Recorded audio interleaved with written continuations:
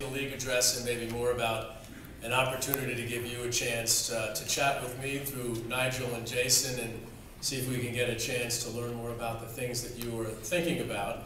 I've said to those who've been to this event in the past that this really is my favorite part of MLS Cup weekend.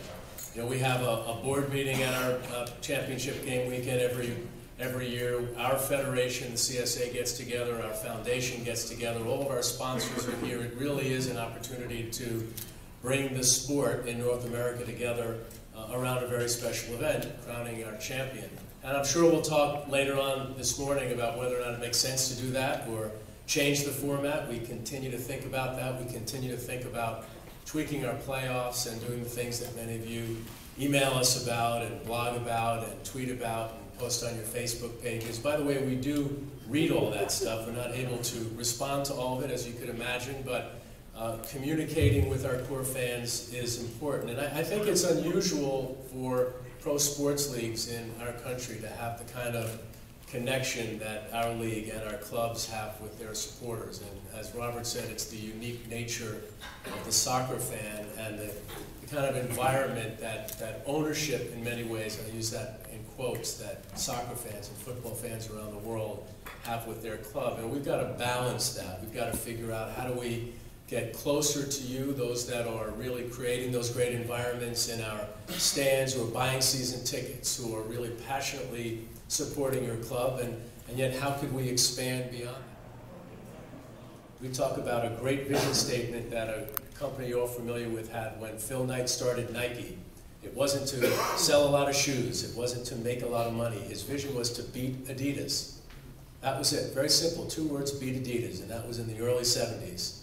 And every day the entire organization was focused on how could they be the best company like Adidas and ultimately be better than them, and you could make the judgment whether they are or they aren't. So with us, this vision of being the best league, we believe that we could achieve that at some point. Don't know if that's 10 years, don't know if it's 20 years, don't know if it'll be the 50 years or 100 years that our other major leagues in North America have been around, but we believe if we focus every day, starting today, on better environments, more focus, better relationships with our fans, good economics. It's not just about being the Premier League. There are a lot of teams there that you guys can probably buy because they're not economically viable. So part of being the best league in the world is really having a good governance and ensuring that our teams are competitive and ensuring that our fans have good relationships and they're not upset as many of you perhaps in Toronto might be. So those are the kinds of things that we're thinking very, very hard about every single day. And that starts at the league office, it goes on down to our club staffs, and then it goes on up to our ownership.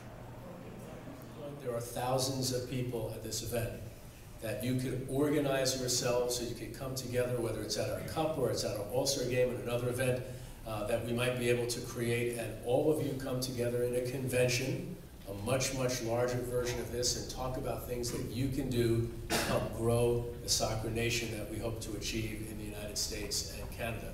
Because at the end of the day, while we can't give you everything you want, like a single table today, but we can give you something very, very special, which is this close relationship with a sport that really comes out of the passion of our fans. Yeah. I went to the, there you go, that's a good thing. Leads into what we think will be a terrific year next year. We've got Vancouver and Portland coming in, and speaking of supporters, many of you know and have been following on the blogs what we're trying to do to ensure that we have the right relationship with the traveling supporters and ensuring that we're ahead of that and managing that properly. That's going to be an unbelievably exciting development for us, and then the following year our friends in Montreal will come in. That'll be our 19th team, and sometime after that we hope to have a 20th team. But a couple of quick things before we get to Nigel and Jason. I worry about only a couple of things when I think about the challenges we have. I don't worry about the league continuing to grow and ensuring that we have better players and ensuring that we have more fans. I worry about the environments that exist in our stadiums and that at some point we might have problems. And I have to look to all of our supporters to recognize that the safety of our fans and the environments in our stadium really falls to all of you who are caretakers of our game. And I feel good about, for the most part, we don't have those issues that exist in part of the world, but it's now again that part of being a supporter is being that person that sort of wants to take it to the next level. And we have to be very, very sure as fans, and we have to be sure as a league, and I'm sure you guys will talk about that. How do we get the right relationship with stadium security? How do we educate the people that are working in our stands properly? How do we get traveling supporters in and out of the stadium the right way? How do we have the right concession stands and bathrooms so that you're not mixing in ways that might not be appropriate? So we're spending a lot of time thinking about this now because we have more and more supporters that are waving their flags and they're together. So at an NFL game, you might have a handful of arrests because they're spread around an 80,000 seat stadium, but we all want to keep our supporters together. And by keeping them together, it creates a crowd mentality, and we have to look to each and every one of you to protect the integrity of our game. Let's begin with the conference situation, if we may. And a question about the fact that Colorado are now the Eastern Conference champions.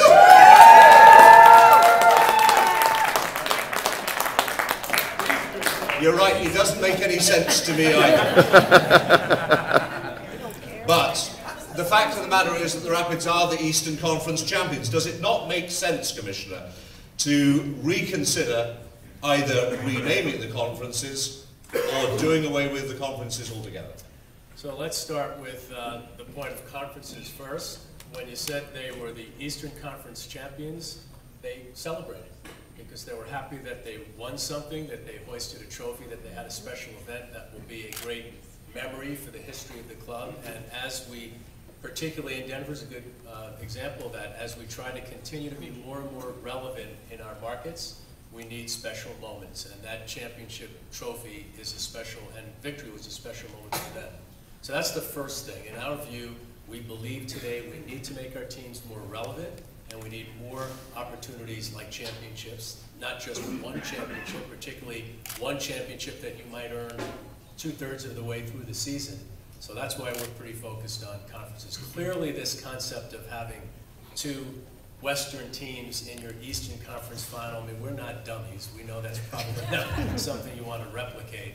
I think you could change the names, that's an easy solution, but more importantly, we've got to find a way to perhaps restructure our playoffs. We're going to have two new teams coming in the league. We will announce, I've been on ESPN and TSN2 tonight, a tweak to our system, and that will change it a bit so that we have less of a likelihood that we'll have the situation that we had this year.